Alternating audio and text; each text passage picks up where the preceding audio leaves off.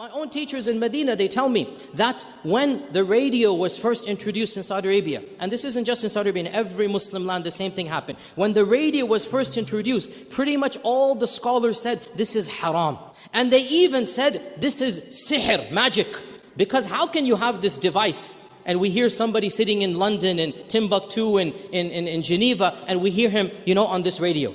This must be sihr. And my teachers tell me this, that their teachers told them that when the radio came to Saudi Arabia, they actually, some of them actually went to the transmission towers, they actually went underneath those transmission towers and read Quran, hoping to destroy the sihr of the radio waves. Hoping to destroy that, khalas, there's not going to be any more radio waves and we're going to destroy it. Now, King Abdul Aziz, who was a very forward-thinking person in many ways, what did King Abdul Aziz do? King Abdul Aziz basically called all of the scholars to a majlis, and he told the Saudi Arabian Radio Society that had just newly established, he said, recite the Quran on the radio.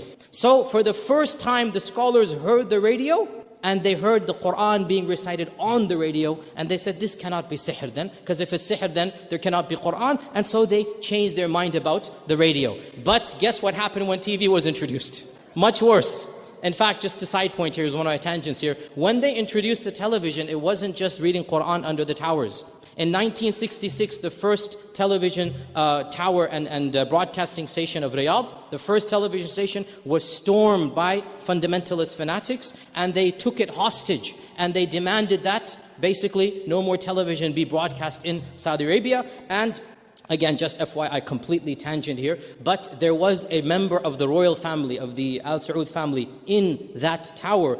Along with the fundamentalists, he was a very religious, overzealous person, and he was killed. When King Faisal was alive at the time, he sent in the troops, and they basically got rid of these people, and some people were killed. This prince, his own nephew, was killed. The one who killed King Faisal was his younger brother.